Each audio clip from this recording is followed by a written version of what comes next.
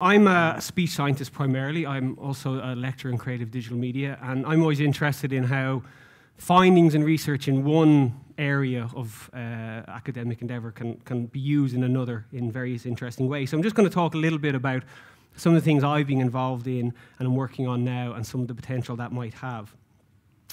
So I just want to have a brief look at the advances in terms of visual graphics and animation. There have been some fantastic advances over the years. So on the left-hand side there, you can see there is a little purple sprite. That's supposed to be Indiana Jones from a 1982 computer game on the Atari 2600.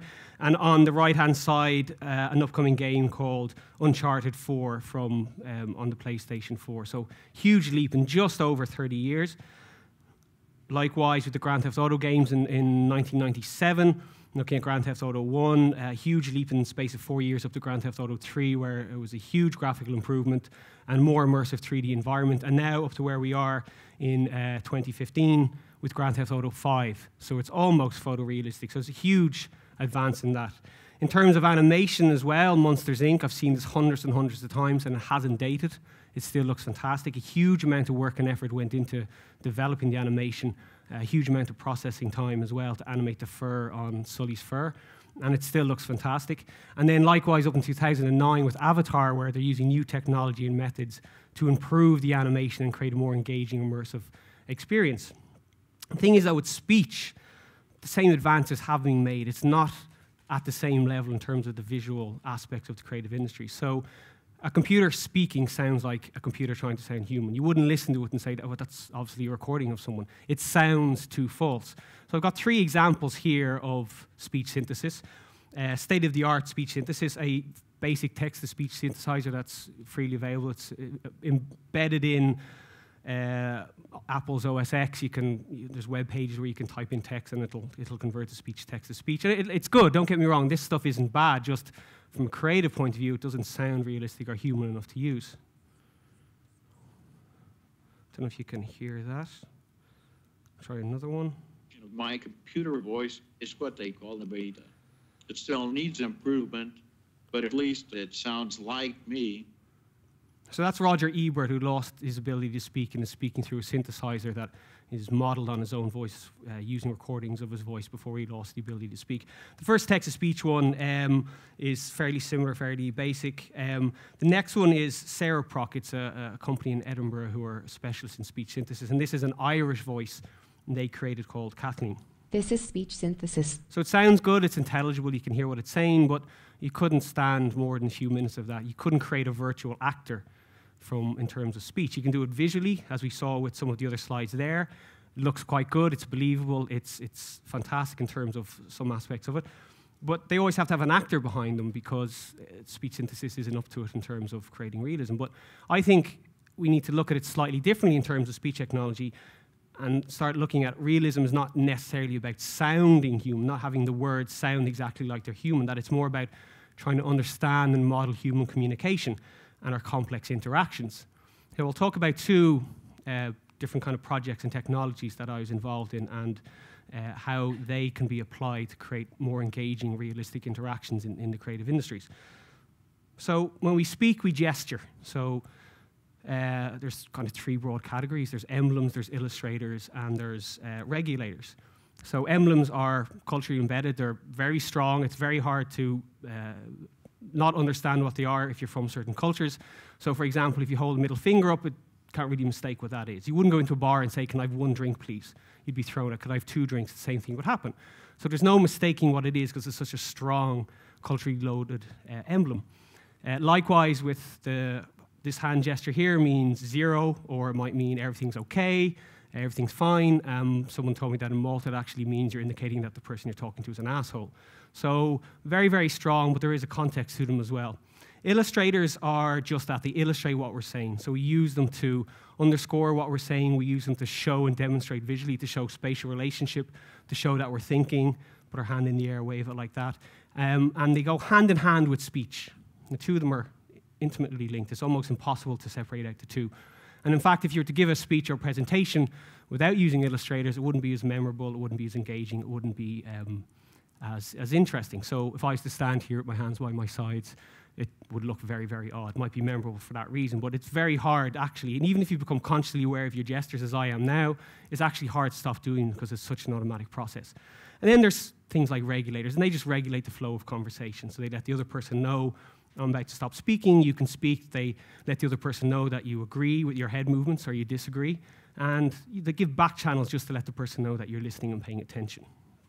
So with that in mind, a colleague of mine in DIT developed this Vowel stress tagging framework. And I was part of the wider project team in this. And this is a way of looking at speech and pulling out prominent events in the speech based on different levels of stress in the speech. And it's determined by a number of factors like pitch, loudness, and duration. And it pulls it out at 3 different levels, high, medium, and low. And what that does then is show you where important events happen in the speech. And so from an animation point of view, it can inform the animator where, here's something interesting in the speech, probably have something happening there in terms of a gesture and illustrator. So it was instantiated into a system called Animate, which was speech-driven animation.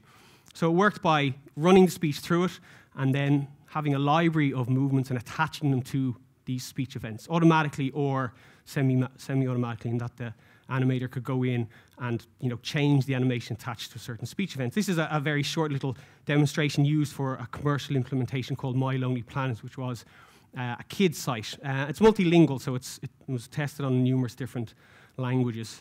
Just play this here to show you what I mean. Welcome to My Tiny Planets. Here you can make your own tiny planet. Hi, 欢迎来到 My Tiny Planets. 在这里，你可以创建你自己的 Tiny Planet. Hallo, willkommen bei My Tiny Planets. Hier kannst du deinen eigenen Tiny Planet anlegen und seine Landschaft entwerfen. Giadich, fáilte chug My Tiny Planets. In seo is féidir leat do a Tiny Planet héna dhéanú. Oi, bem-vindo ao My Tiny Planets. Aqui você pode criar o seu próprio planetinha, criar a paisagem. Привет, дружок. Добро пожаловать на My Tiny Planets. So each of those animations, it's not the same animation, just with a different bit of speech. Each bit of speech is driving the animation. This is an example of it instantiated as a Maya 3D plugin. So this is where it starts to become really useful, is that you can use it to prototype an animation before you put time and effort in to create something, very high definition, very detailed, which takes a lot of time and energy. So it allows you to do a previs of the animation just to see what it looks like. So the first video is sped up just to show you how it works. The first video was just a single speech file, just for a single character. This is one speech file, but with a left and right channel for the 2 characters. So it's animating and pulling out the important aspects of the speech for 2 characters at once. So you can essentially animate a dialogue very quickly. Instead of doing one character and then the other, you can do the 2 at the same time. So the results of that are just this very, very short clip down here. Just watching TV there, Sebastian. Oh yeah? Yeah, I just saw those ridiculous ads on the cable channels. Like, who would buy a ridiculous ringtone of a wild animal? Don't know. Like dial 7 for a monkey, I think 8 for a giraffe. I presume you just dial 9 for an outside line. So there's a lot of low-level prominence in there. So there's not big, huge movements. It's all little, small hand movements. So the animator can look at it and say, well, okay, I'd actually prefer something a bit bigger or smaller there. So it allows it to use this speech-driven method to very quickly iterate through animation. So very low-level stuff for online, it could be all you want. For higher-level stuff, maybe you just want to have a look at it quickly, show it to the rest of the team and say, what do you think? Come back with some suggestions and then run it through again, or then make the decision on how you might want it to look. And so one of the other things that I'm interested in and that I'm working on at the moment to kind of augment what's happening there and kind of develop other technologies is in the area of non-verbal communication. So because speech is our primary means of communication, it contains a huge amount of information. And I'm interested in the non-verbal aspects of that. So the non-verbal is how something is said, not what is said. And it happens across a range of modalities in gesture, facial expression, bodily movement. But I'm interested in speech. So if anybody is married, has a fiancé, or has a partner or a significant other, within less than a second when you talk to them on the phone, if they had a good day, a bad day, are they listening to you, are they distracted, or what kind of mood they're in. And all they have to do is just say hi. Hi, hi, hi, hi, hi. Same word, but it's the way it's said. You're not even listening to what they said, you're listening to how they said it. Likewise, if someone, I'm fine. Well, they're not. If you listen to just the words, you'd say, okay, well, they're absolutely fine. If you listen to how they said it, you'd go, well, they're obviously not. So you're listening to how something is said and attending to that. And we're all experts at it. We're all brilliant at it. We don't have to think about it because it's this, unconscious process that we go through, or subconscious process. And so all our interactions, all our communications, we're trying to communicate something, even if it's just casual everyday speech, phatic speech, small talk, or whether it's an argument or a debate or something a bit more involved. We're all trying to communicate in some form or another. And what we're trying to do when we communicate is to find this natural resonance social frequency. So we're trying to find this common ground to facilitate understanding, make sure that the person I'm speaking to knows what I'm saying, that they understand or they are at least interested, and likewise, they want to do the same. If you don't have that, then you just don't have a successful communication. You might as well just be speaking two different languages. And this happens all the time. So mothers do it with their children. They talk in high-pitched musical tones, referred to as motherese, because it's easier for the baby to attend to this more musical language. Likewise, if someone stops you and asks you for directions and they're a tourist and they don't have the same first language as you, you'll use what's commonly referred to as foreignese, where you'll slow down what you're saying. You use very simple language, not to be patronizing or insulting, but just to make sure they understand very clearly, and you'll use even bigger gestures. So what's happening there is you're adapting, and you're bringing yourself down to this kind of lower common ground level because they don't have the shared language.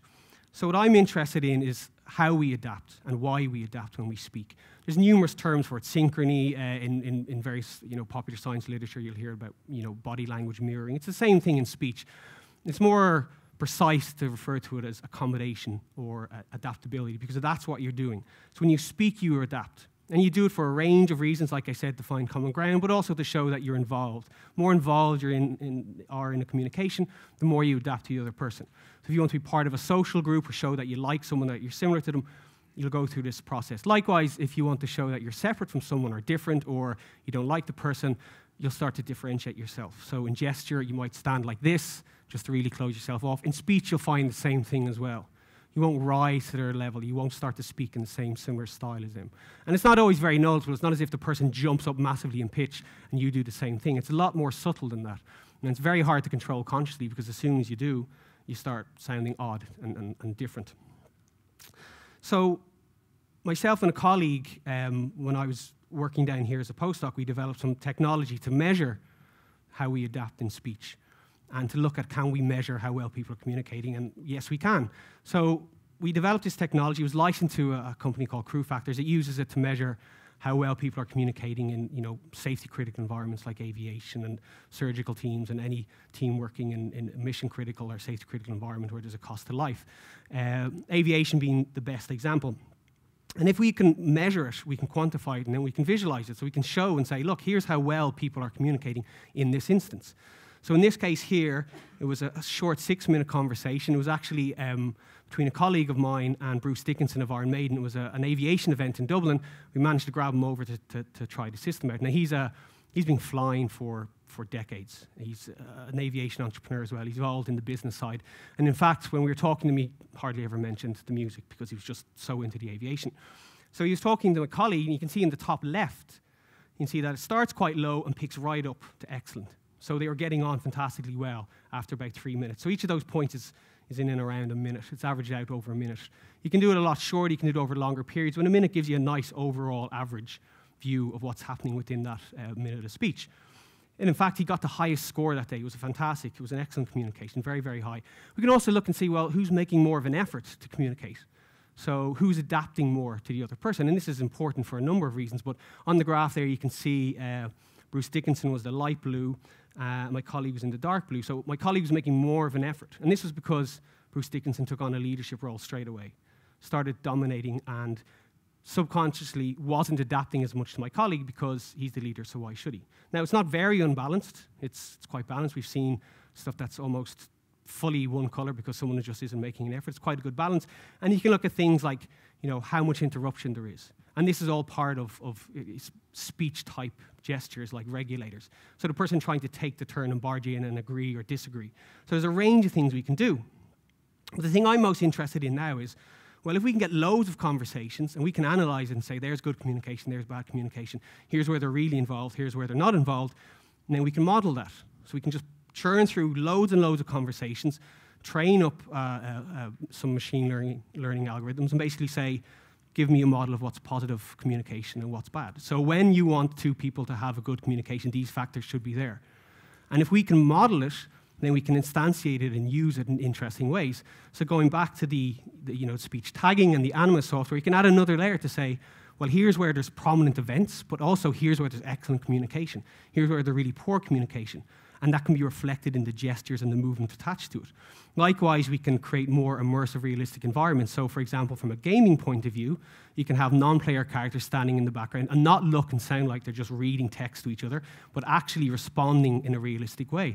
So the research has shown that even in automated systems with synthesized voices, if the voice adapts in some way to the person speaking to it, people come away thinking it was a much more positive, engaging experience than if it was just using the flat kind of monotone synthesis. So even with the limitations of synthesis, if you add this aspect to it, this small level of adaptability, people just respond much more positively to it, and it's just an overall better experience. And also, most importantly, the thing that I'm interested in is because there's been great advances in the visual aspect of games, Oculus Rift being a perfect example, but not so much in speech in terms of speech interfaces. So speech interfaces for games have been tried before, have been very successful. It's all about word recognition, speech recognition. So a very limited kind of set of responses that you can have to that. And it all depends on, do you use the right terms or not, and how big is the library of terms that it recognizes. Modern consoles, they have some speech recognition elements in it, so you can tell the Xbox to turn on and off, and it's sitting there quietly watching and listening silently like some sort of weird little stalker in your house, and you can walk in and say Xbox on and it'll recognize you. But what I'm most interested in now is, well, how about having a system that actually responds to how you're speaking to it? And so you can create more engaging, interesting puzzles. So you don't have to run up with a virtual gun and shoot someone, or you don't have to go and collect a number of items or press a number of buttons. You just have to talk to the system in a convincing way. So one of the challenges could be you have to convince the computer system, the virtual character you're dealing with, to give you what you need. So it's creating this whole new interaction paradigm, which I think would be very, very interesting. I don't see any reason why we can't, because we're kind of at the stage now when we start pulling these technology strands together, we can. I think if we start looking at realism, like I said, instead of as something other than just this sounds real in terms of how the speech sounds, to actually this feels a bit more real. The speech is a little robotic, but you know what? It's responding to what I'm saying, so it's a bit more immersive. I think we can enhance and augment current workflows and practices and come up with a new interaction paradigm for creative digital content. So I'll just finish up with a short quote from George Bernard Shaw. He said, "Single biggest problem in communication is the illusion that it has taken place." Hope that hasn't been an issue today, so thanks for listening.